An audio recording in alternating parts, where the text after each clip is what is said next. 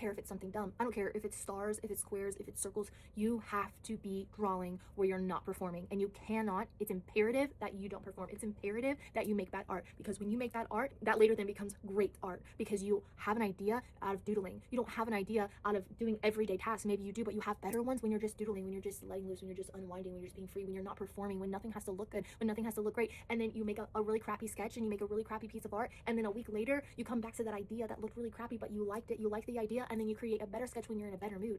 You don't always have to have a creative flow where all these great things are coming out of you. Okay, you're not God. You're not created to make great things all the time, but you are created to create. Okay, do you think everything that God made is wonderful, but do you think it's perfect? No, there's like weird bugs that, like, what were you thinking? Like Australian spiders, what were you thinking when you created that? Or like some of the creatures that have been created, they're like whack. Some people out here look funny, okay? They just do. But God said it's good because he created something. You don't always have to be performing all the time. And the only way to get out of your creative funk or your artistic block, there's no such thing as an artistic block. You're supposed to be down, and then you go up, and then you go down, and then you go up. Life is hills and valleys, okay? That's just like that with your art. You need to get into with what you got and get into that mode where you're creating, because you're going to start creating and you're just doodling with no pressure, and then all of a sudden when you feel no pressure, you feel great. You're drawing with no pressure. You're drawing without performance like pressure.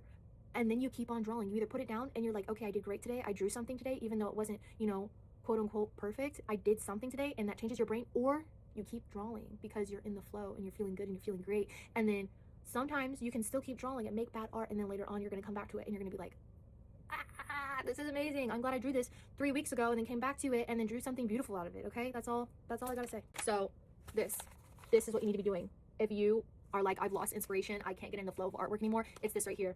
You need to just doodle. You don't need to even doodle anything. You need to make squares. You need to do different dimensions, blocks of dimensions and stuff. You need to make bad art, and you need to do a lot of it. It's this right here. I wanted to do roses, so come over here. I do a pretty decent rose. Pretty decent. I didn't sit there and sketch. I kind of gave up on it for a while because I'm not looking to perform for anything, but that was a proud moment where I came over here and I was able to draw a rose. But you just stick with one thing and you just doodle, and make it look bad on purpose. Make it look bad on purpose, because once I got this out, and once I got this out, then I got this out.